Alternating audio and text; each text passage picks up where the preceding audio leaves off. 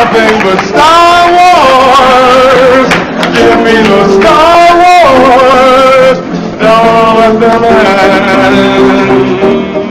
Bienvenidos, worldwide fans of our planet's hottest entertainment with an edge from a galaxy far, far away. I'm Jaime En Fuego. I'm Cecil Laird. And this is our spoilery discussion. Yes, not just a rapid reaction like I had previously done, all about the 9th and final installment in the Skywalker saga. We are talking The Rise of Skywalker, Episode 9, Star Wars. Cecil, thanks so much for hanging with me for this one, man. Sure, of course. You ended up jumping last minute and watching it kind of like I did. Yeah, I hadn't plotted it out in some lengthy, months in advance manner because I was a little jaded from The Last Jedi and just some of the vibes from it. I didn't hate it. I didn't fanboy just, beat it to pieces like so many other people did, but I had qualms with it. This is kind of, I don't know, trying to backtrack a little bit, trying to, course make correct. some, yes, exactly. That's the term that I was searching for. And it does that decently, I would say. But so since this is going to be spoilery and we're just going to talk whatever the hell we want to about it, it's going to be a little bit of bueno, malo, and feo. So good, bad, and ugly.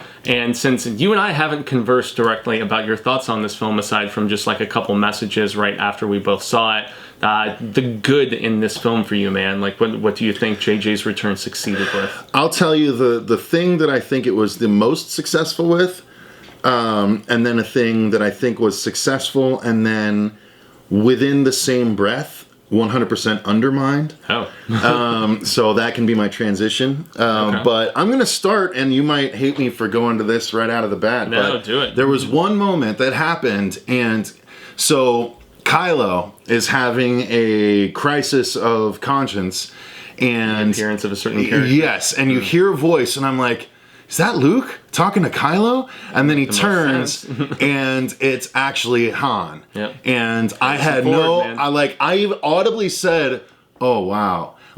I was so surprised that was nowhere in my brain that he might have showed back up, because we knew he hated it. He got his leg broken when he filmed the first one. They had to or delay Force the shoot. Awakens, Yeah. rather.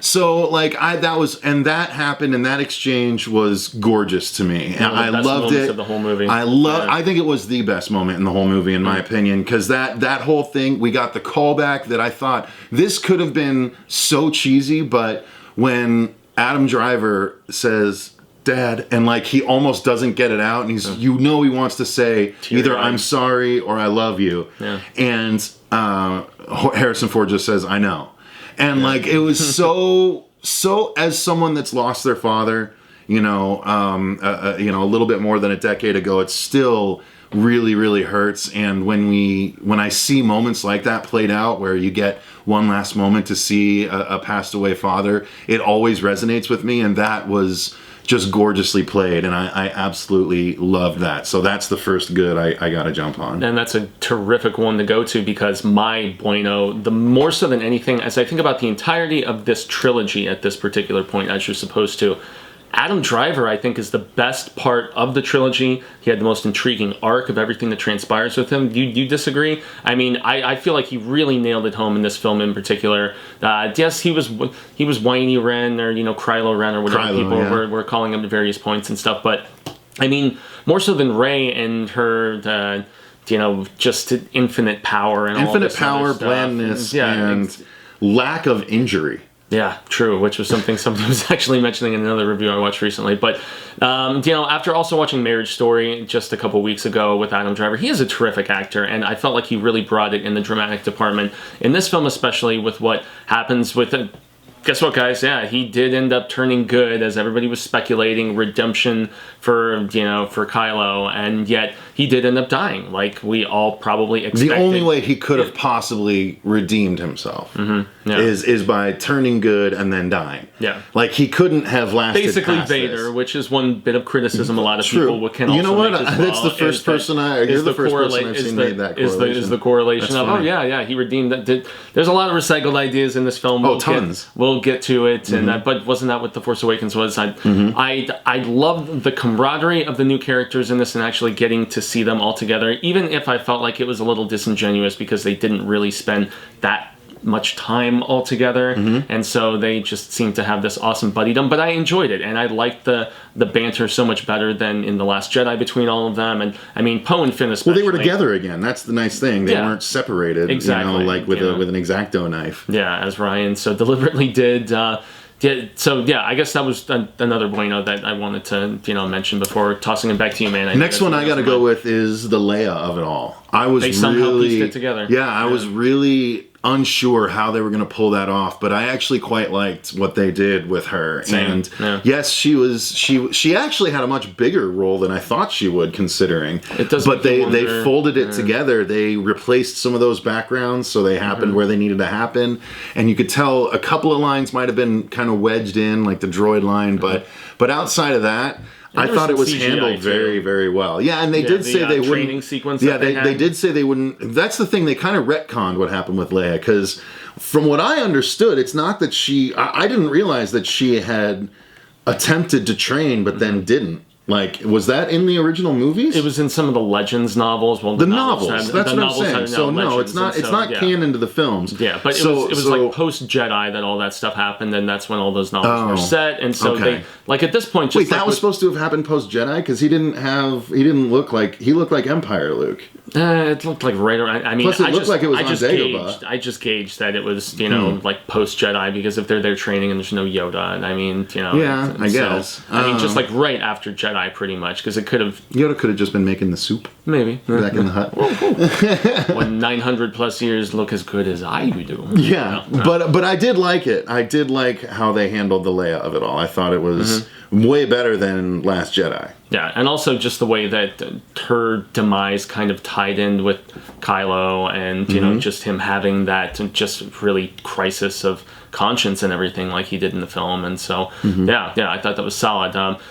Another thing that I will definitely admit is that while I didn't particularly like all of the writing associated with the Emperor being brought back, because there was really little, if any, explanation given for it. He was cloned. Yeah, he cloned himself. Well,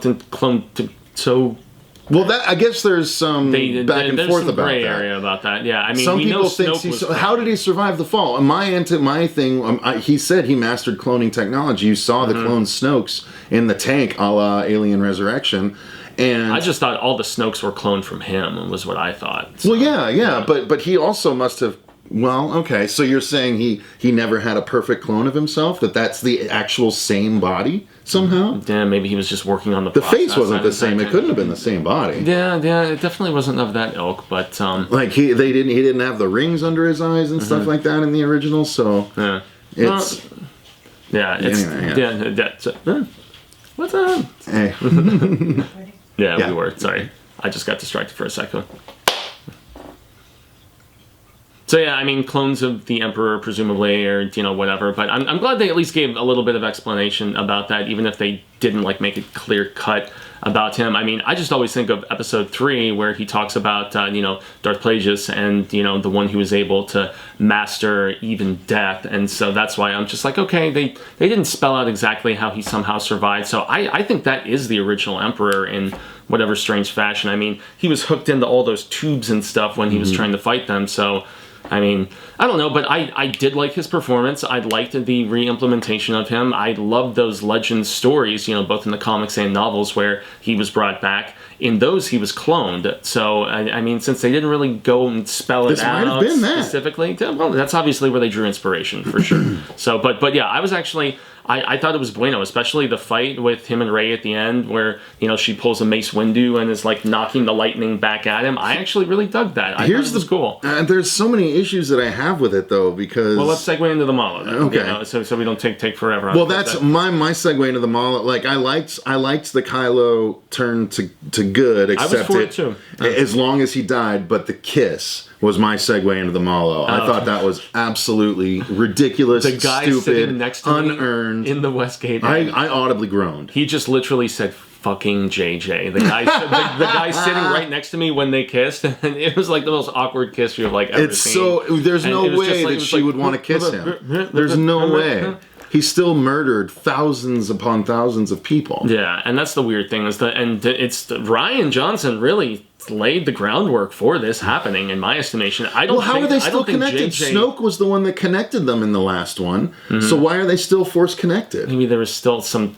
There are so many. You're making excuses. I'm not trying to, all because kinds of plot holes in honestly, this there's a lot of plot holes in this movie, and that's the MALO for me. Is that beyond the borrowing of so many different ideas, beyond the idea of overstuffing the turkey with trying to retcon stuff from the previous film, which they did. I mean, there was one point where we see Luke, thankfully. We hoped we were going to, but he wasn't, as CP pointed out to me, on the promotional tour doing interviews and stuff like that, which led people to speculate. They're like, is he in it, or how much is he in it? And he's not really in it at all. He's in it for like a scene, and then he's there at the end. You know, in that little like the scene where they say, "Oh, he probably shouldn't have thrown his lightsaber." In the last exactly. one. Yeah, they retcon that aspect. He even like kind of apologizes for it. He's like, "No, I shouldn't have been on that island in the first place," and blah blah blah blah. I was wrong, and so I was scared. Is that how we really want to see Luke? Yeah. Having between Jedi and when we see him in Last Jedi, he's scared the whole time? That's how we want to see our hero? Yeah, he definitely wasn't in the Legends, man. In the Legends, he continued to fight against the Empire, you know, post-Jedi, and, you know, he got married to Mara Jade, and he was a very strong and just well-developed leader the rest of the way, which is why so many of the hardcore fanatics, like myself included, who are familiar with the Legends stuff post-Jedi, were so sickened with that new take on Luke, because it was so different than, what we had seen. Man, I think honestly, I would have loved to have seen the JJ trilogy, because Rian Johnson messed everything up so bad. He did, massively. So bad. In tone. Literally throwing out all the plot lines that JJ was going for, so that JJ had to spend half this movie fixing that. And the first half. And then the other half, and it was 2 movies. Like, this was literally JJ's last 2 movies crammed into one. Yeah, the first half is so much I'm sure movie 2 would have been about the dagger. Yeah. Do you know what I mean? And then movie 3 would have finished everything out. Yeah, and yet it still makes you wonder, because Colin Trevorrow was originally supposed to direct this movie, the Jurassic World dude, who also did Safety Not Guaranteed. And it's a mistake doing a trilogy without one clear vision. Yeah, which is the biggest gripe that so many fans have rightfully put forth. That, well, guaranteed they won't make that mistake again. This movie has some great fan service moments, and I mean, you get to see Ewoks again, you see Porgs again, briefly, you see a little bit of it. There's Chewie dies and then comes back doesn't like die 20 minutes later. He get smashed by a moon or something like in the Legends. Well, by the way, that's what I was going to say. One of the fails that I had was the Emperor says, "If you kill me, you'll become me. My spirit will pass into you." Yeah. And then she doesn't, but then she does. And like, then she does kill him. And some might say, well, she didn't kill him in anger. I'm like, what, did she kill him in love? Yeah. No, she still killed him. His essence should have still passed her, which is why I think they lingered when Kylo first raises her and she stares for a minute blankly. I think we're supposed to be like, is it her or is it the Emperor? And then it's her, but still the Emperor, she did what the Emperor wanted. She still killed him. She did. I mean, she deflected his powers back at her, so maybe it's not just like Mace Windu. Like, I don't know. By the way, that was the other good I wanted to mention, was when she hears all the Jedi from at the end. You heard Liam Neeson, you heard Samuel L. Jackson, you heard Hayden Christensen, Ewan McGregor. You did hear Hayden Christensen at one point, and he was like, balance it like I did, or something to that effect. Which doesn't make sense. Not so much. They're like, no, really, he was the balance. I was really wondering if he was going to pop up in this movie, and he didn't, thankfully. I mean, just his voice did. Well, I mean, I just hated them using his young version in those newer versions of Return of the Jedi, as opposed to the old man like we got at the end of the original Jedi. That always bugged me when they replaced him in there. It did not make an immense amount of sense. But I mean, since we are like shifting into Feo and into Ugly, like the biggest thing, we had that section. the biggest thing for me is that the fandom has been so toxic about this franchise, and I do feel like The Mandalorian has eased some of that hatred a little bit, because so many people have enjoyed that and have seen that even if the saga films are going to divide people and are going to piss, one side off and another side that's, less like hardcore about it or whatever, bottom line, I feel like it's kind of an ugly yet good thing that even if we have all of this hatred in the main like films and stuff like that, the stuff released theatrically, I feel like Star Wars for TV is in pretty good hands right now. Yeah. And well, from the one thing that we have to judge it on. True. But it's not like Marvel where you have numerous shows to look at. It's at least encouraging for me, but no, that it's ugly how toxic the fandom has become post Last Jedi, and I do feel like this film is going to be just as divisive because of the fact that as opposed to doing something drastically different, it's just going to make people like, oh, now they're trying to spoon feed me exactly what I wanted and just like cater it to me, as opposed to actually doing something bold and different. The problem is it's not fully pleasing anyone. No. Right? There's some people that are happy with it, and more power to you if you were. But the point I'm driving at is this. Because of the way this movie was structured, the people that liked the JJ Force Awakens are like, oh, this just shows how badly the second movie screwed it up. Mm-hmm. For the people that liked The Last Jedi, this just throws a lot of the stuff that they may have liked about Last Jedi out the window. Yeah. So it's kind of not pleasing anyone while trying to please everyone. It's like the Everclear song. You try to be everything to everyone, and then in turn you end up just alienating both sides. And I feel like, it's all the right people. Yeah, and then you play all the right games. I know.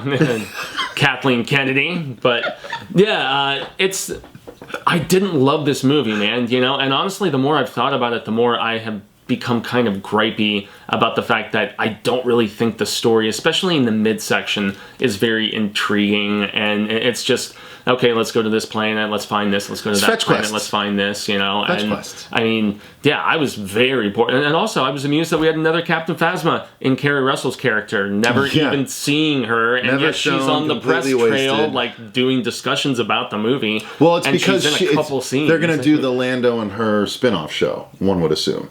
Because she said, I don't know my history. And he's like, well, let's find out. Oh, no, him and the other girl. Yeah, him and his daughter. No. Right, that's supposed to be the spin-off show. Yeah. But they could easily bring the Carrie Russell character into that, since they kind of introduced them both in this one. Yeah, and talk about more fan service. I did really like Lando being in there, but he didn't really have much to do, or like a heady factor. He showed him well. And his introduction is ugly in the fact that weird, like, festival dancing in the desert, whatever burning thing, Star Wars, whatever the hell burning they call it, universe. it was like Burning Man, obviously. Yeah, that was the most prequels-ish that this trilogy has felt to me. It was just lame. Well, at least it was full of practical effects. True, practical creatures. Yes, much more practical than we got on Cantabite in the previous movie. How did you like Dio? Dio, Ronnie James' new droid. Oh, the small little his name was Dio. Dumpster-looking dude. Yeah, that's right. No, the little the little new wheel. He wasn't funny. I was much more amused. The one that actually talked. Mm-hmm. No, thank you. Yeah, I was bad touch. Yeah, I was honestly a lot more amused by the weird little guy who helped reprogram C3PO. Oh, what's his name? I've heard it numerous times, but I can't think of it. Yeah. I can't. It's Babu Freak. Babu Freak. Okay. Yeah, he was funny. But I mean, one thing that, and just the call to other reviews, and I hate to say that, but there was a lot mentioned in John's review, where he was just like, the consequences didn't stick, like, in the fact that, okay, you are gonna kill Chewie, and then, oh no, Chewie's not dead, and you're going to, have to reprogram him and say this heartfelt sad goodbye, C3PO that being, and his eyes turn red, and that's why we saw that in the promotional material and stuff. And then, he gets all his memories back from R2, so it was like, couple seconds later. Yeah, anytime something big and grandiose happened, there was no commitment whatsoever Chewie dies. Big sweeping changes, and it did hinder the emotion a little bit, and perhaps that lack of emotion isn't ugly, because I feel like I could have had my heartstrings tugged a little bit more so. They definitely were there as, Rey goes back to Tatooine at the very end, and they were definitely there with some of the Leia stuff, and most definitely the scene that you had mentioned, because that was probably the biggest surprise of the entire movie for me, was seeing Harrison Ford. That just, I was shocked that he was willing to, it was the most pleasant surprise surprise for one day. Yeah, same. It really was. Yeah. And what did you think about Rey Skywalker? Her being a Palpatine, but then adopting the name Skywalker. I mean, you kind of have to for the movie purposes, but she didn't really spend very much time with Luke, though. So that's one of the things. Well, she did, but he was shitting on her the whole time. Yeah, basically. Exactly, drinking his blue boob milk or. It should have been. Wouldn't it have been more appropriate according to the Rey Solo, Rey Organa, even? Yeah. Yeah. Well, I mean Rey Solo, because apparently she was in love with Kylo at the end, hence them kissing before he died. Yeah, because the Solo. Well, obviously. Ben Solo. Yeah. Well, not just that though. I mean, she was the daughter of Leia. Yeah. Who was married to Solo, so it could have been a Solo too. Yeah. She didn't take the name, but. I don't know, man. At the end of the day, making her Palpatine. What I'm pissed about. Here's my ugly. how's this?